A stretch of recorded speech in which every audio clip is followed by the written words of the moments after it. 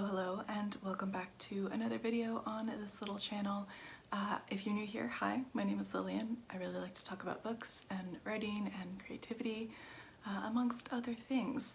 And today I wanted to make a follow-up video to the feminist and gender studies nonfiction recommendations video that I made earlier this month in honor of International Women's Day on March 8th, as well as it being Women's History Month here in the US. As many of you probably know, I have quite a lot of nonfiction on my shelves. I'd say probably about 50% that I haven't read, and a good chunk of the nonfiction on my shelves is feminist nonfiction, gender studies nonfiction that I have yet to get to. I had the opportunity to minor in women's studies while in college, and since then I've definitely wanted to continue that education and continue that line of study because it's something that I find is very important and something that I'm very passionate about. So today I wanted to share with you 10 of the gender studies nonfiction books that I have on my shelf over here that I haven't read yet, as well as 10 additional nonfiction books that I am really rearing to get to in the next year or so. After my note by year, I tend to prefer to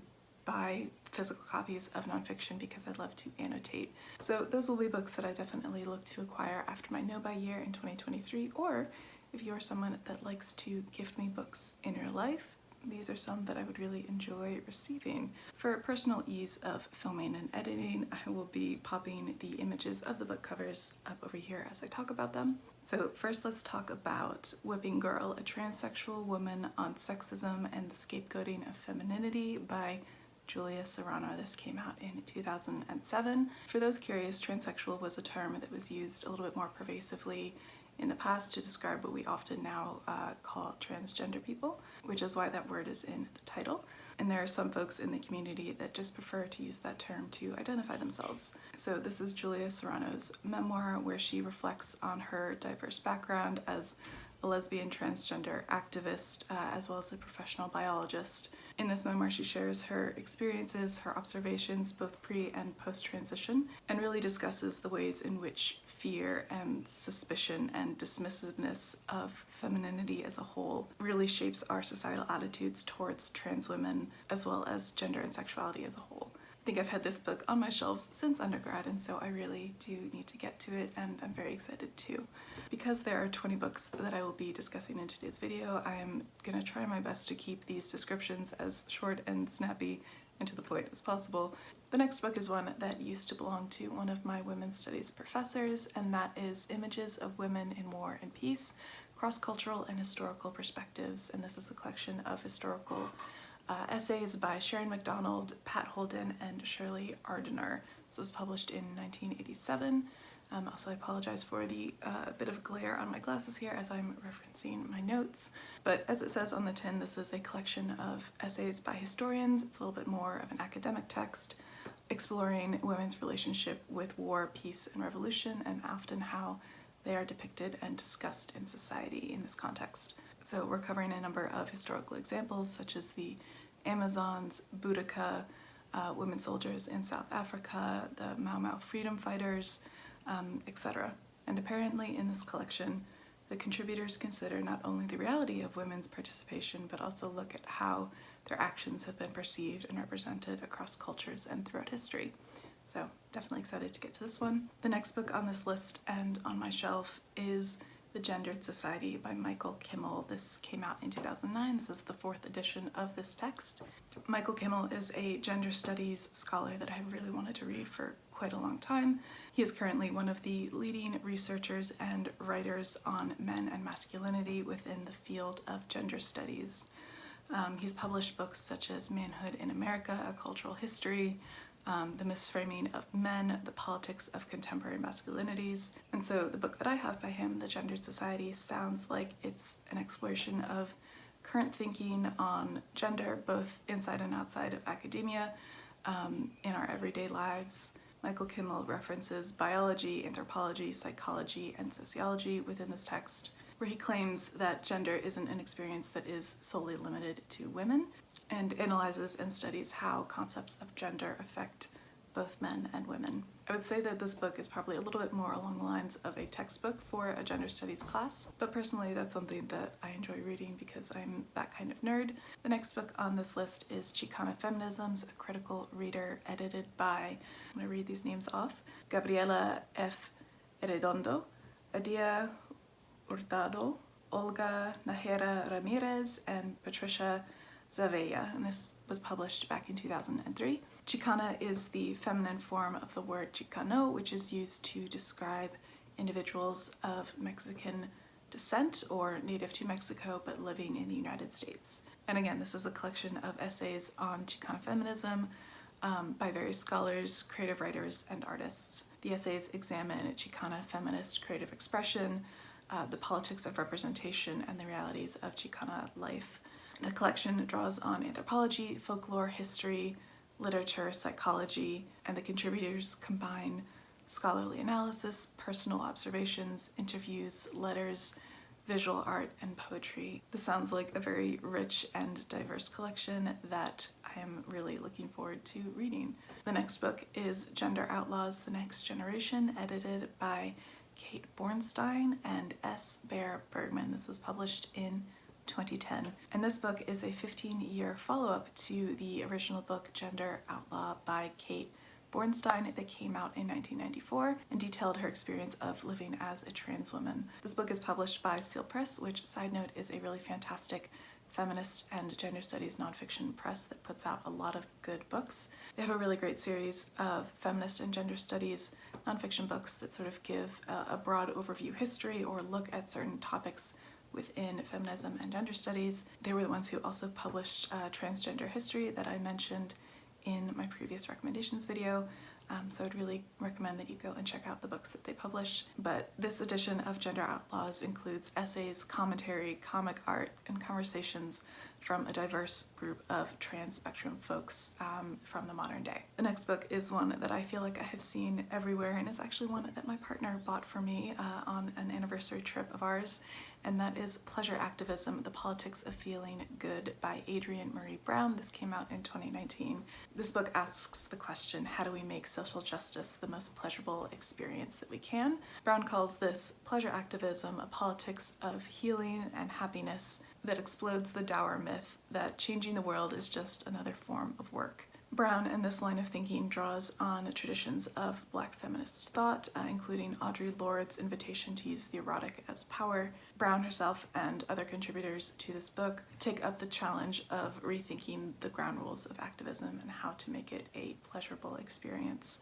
I've heard so many good things about this book, so really looking forward to getting to it. The next book is one that I think I will definitely be dipping in and out of over the next couple of years, and that is The Essential Feminist Reader, published by the Modern Library Classics group, and this came out in 2007. The collection itself was put together by historian Estelle Friedman, with selections of primary source material that span over 500 years of world history. So the reader includes sections of fiction, drama, political essays, and manifestos by well-known as well as lesser-known feminist and female authors and writers. For example, this collection includes the essay by Audre Lorde that I mentioned last week, The Master's Tools Will Not Dismantle the Master's House, which, if you're interested in checking out, highly recommend it. I will link to it below. And in addition to lesser known and a little bit more obscure feminist writers, there are also definitely some famous names in here, including Audre Lorde, including Simone de Beauvoir, W.E. Du Bois, Helen Shik-Su,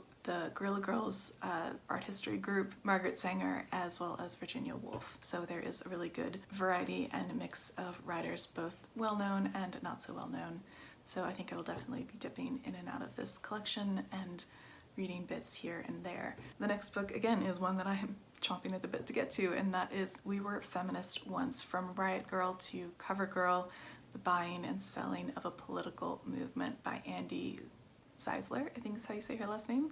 This was published in 2016, and this book discusses the co-opting of feminism as a political and social justice movement by capitalism and pop culture, and turning it into a buzzword for marketing campaigns and a way to boost sales and consumer culture. And it asks and explores the question of what does it mean when a company takes on social change as a brand identity. Feminism is definitely something that has become much more of a buzzword in the last several years, when previously it was a little bit more of a taboo word to use, but it's definitely getting a lot more focus and emphasis in today's pop culture as well as consumer marketplaces. But I think this book definitely asks us the question of whether this actually offers concrete solutions to the feminist movement's unfinished business, such as wage inequality, childcare solutions, reproductive justice, etc. Indy Zeisler is a founding member of Bitch Media and so has a long history of examining and writing about pop culture. And in this book, she apparently, quote,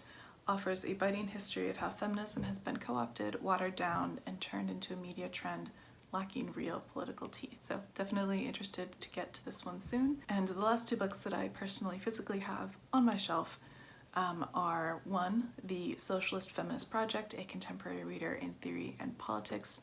This was edited by Nancy Holstrom and published in 2002. This is a collection of academic and theoretical essays covering a wide range of topics, including sex and reproduction, the family, wage labor, social welfare, and public policy, the place of gender and sex in politics, and the philosophical foundations of socialist feminism. This was gifted to me by a lovely friend in college, and I think it's high time that I get around to reading it. And the last book that is physically on my shelf that I'm going to talk about is Good and Mad, The Revolutionary Power of Women's Anger by Rebecca Traister. This was published in 2018. And it's one of those books that was sort of perfectly timed as far as when it came out.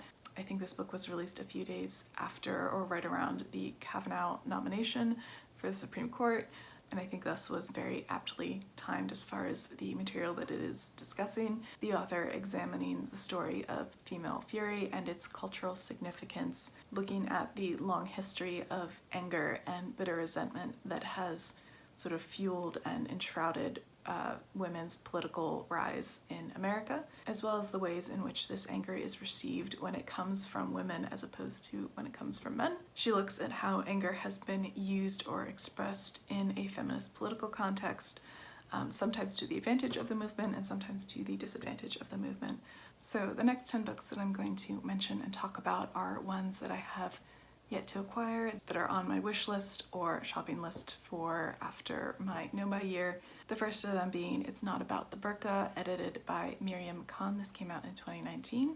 I first heard about this book over on Grace's channel over at Books and Cooks. I will link the video where she discusses reading this in the doobly-doo below. But in this collection we have 17 different Muslim women talking about their experience as well as various other issues and experiences that they've had in their life, discussions about wearing the hijab, about their faith, about love and divorce and feminism, queer identity, sex, and having to navigate practicing their faith while also often living in communities that are hostile to them. It sounds like the women in this collection are from various different backgrounds, various different sects within Islam, and so we get to hear a variety of perspectives about what it means to them to be a Muslim woman in the West today.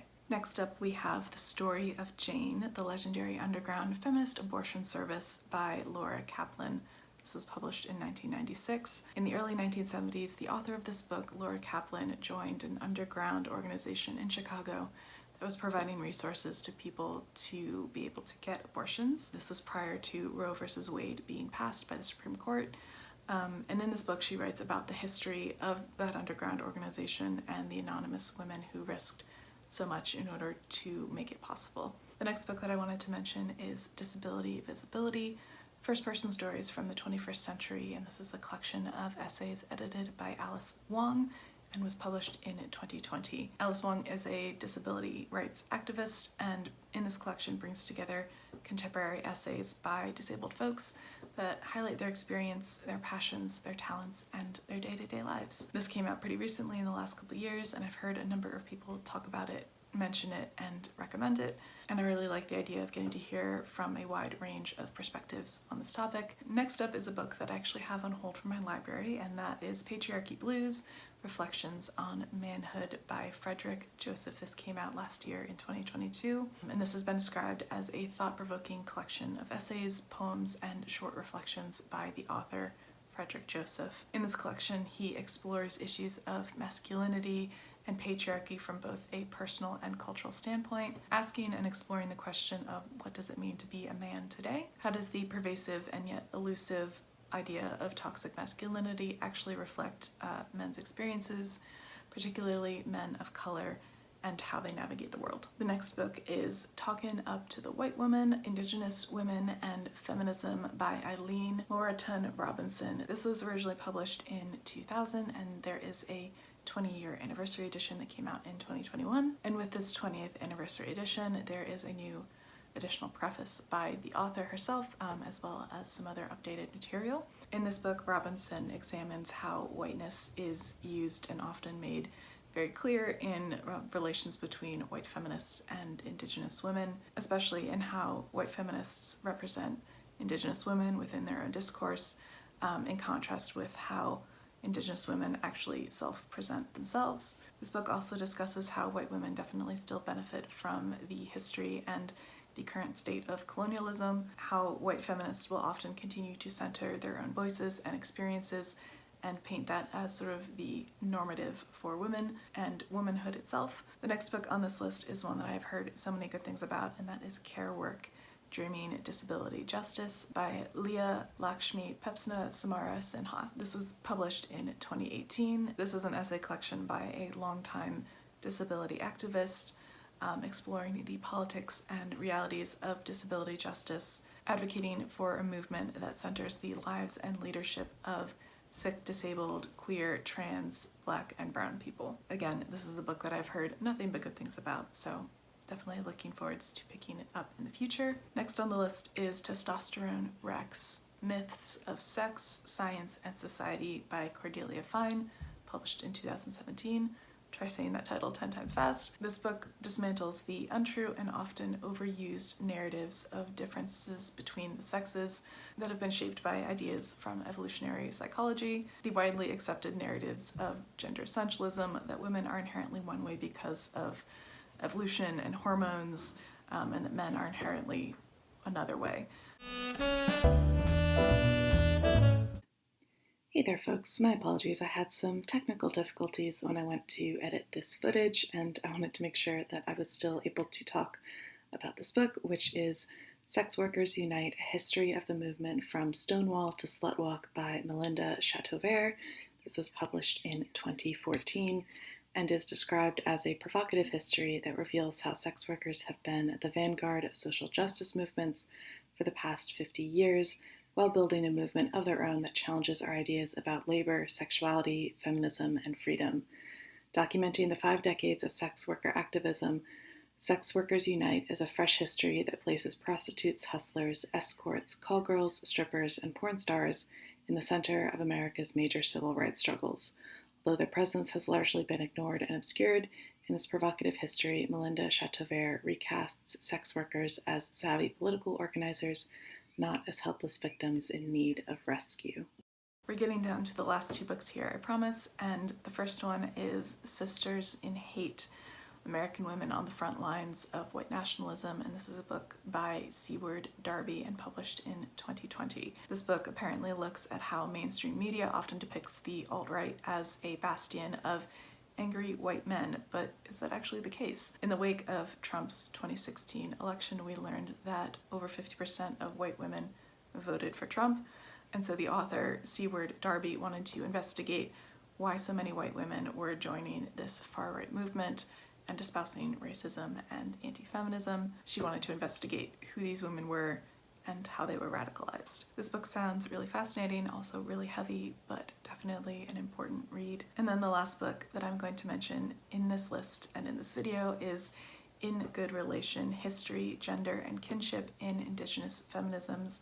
This is a collection edited by Sarah Nickel and Amanda Fair, and this came out in 2020 as well. This collection is organized around the notion of generations and brings new voices within Indigenous feminism into discussion with voices that have existed in the past, talking about Indigenous feminist theory, knowledge, as well as experience. This book apparently takes a broad and critical interpretation of the idea of Indigenous feminism and depicts how an emerging generation of artists, activists, and scholars are envisioning and invigorating the strength and power of Indigenous women and Indigenous feminism. This collection looks to understand the intersectional realities faced by Indigenous women and how the framework of colonialism is often omitted from mainstream white feminism. So those are the 20 books that I wanted to mention in today's video that are on my TBR and either on my shelf or ones that I would like to acquire in the future. Let me know, have you read any of these books? If so, what are your thoughts? Also, if you have any further recommendations for feminist and gender studies nonfiction, I would love to hear about it in the comments below. If you managed to watch this far into the video, I wanted to say thank you. If you enjoyed it, which I hope you did, give this video a thumbs up, and if you would like to see more from me, feel free to subscribe. I do my best to put videos out every week on this channel discussing books, creativity, writing, etc. But with that, I think I'm going to wrap up today's video and get it edited and up for you all. But I hope you all are doing well, and I will see you in my next video. Bye!